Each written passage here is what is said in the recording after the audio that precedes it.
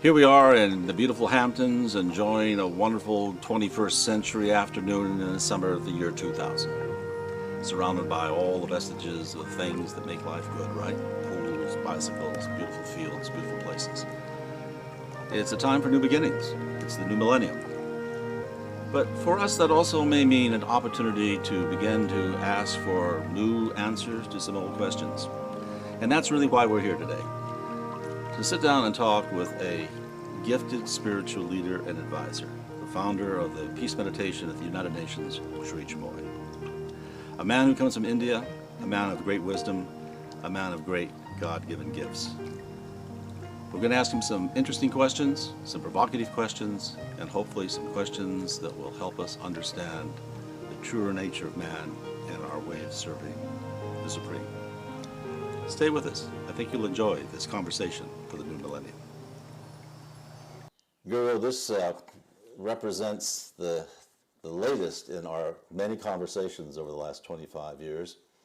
And I think I should just say for the record that although I am a good friend, I hope, and certainly a great admirer of yours, I am not one of your disciples. Remember that first time we got together, I asked you to look at my eyes to see if I might become one of your followers, and fortunately you deferred the question and saved a lot of embarrassment. Guru, one of the things that you obviously teach is the power of meditation. And for those of us who are not as well advised about how that works and what it is, I wonder if you could describe for our audience, what is meditation? What is its goals? Meditation is a very deep and vast subject. One can speak about meditation for hours, days, weeks, and months, and years, perhaps. But to silence the mind is meditation. To say in a few words, meditation means the silence of the mind. If you can silence the mind, then we get a free access to infinite peace, light, and bliss. If you can silence the mind, the entire universe, we feel, is ready to be of service or help to us. We think, we always feel the mind is restless. Mind is always doubting others. Mind, this moment says, I am a good person. The next moment, the mind says, I am a bad person. Then third, a few minutes later, the mind says, who am I to judge him? Let him be what God wants him to be.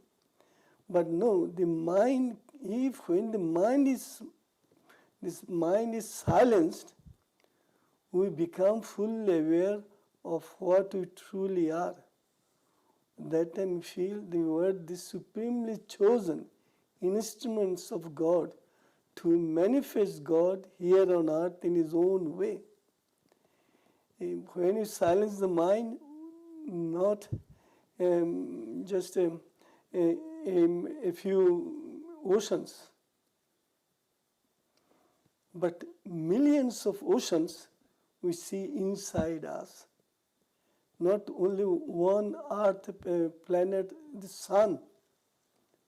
Thousands of millions of suns we see in us,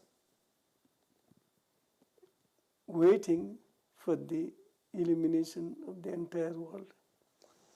Is it not true, though, that some souls are more gifted, just as some people are more talented to play the piano than others, that some souls are more gifted at being able to silence the mind and go to this special place?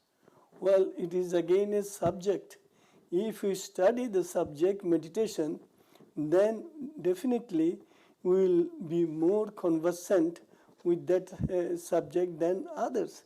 If you are a pianist and you have been playing piano for many years, then you will know everything about the piano, whereas I do not know anything about piano. So it is a subject that we study. So when you study, if you are a scientist, you have studied science for many, many years, naturally you will know many more things than I do with regard to science. So here meditation is also a subject. It is part of spiritual life, spirituality. So if you study the subject in that particular field, I can be a chosen instrument. And if you are a musician and you have been playing music for many, many years and you have become a super musician, so in that subject you are a supremely chosen instrument of God. So you cannot say just because I am a spiritual man I can have talent with regard to spirituality. But if you are an excellent runner, inner runner, let us say, you have practiced this inner running for many, many, many years. So in that inner running subject, you are definitely a supremely chosen instrument. So which subject is up to us, which subject we are interested in. Practice makes perfect, I guess. Definitely. You know,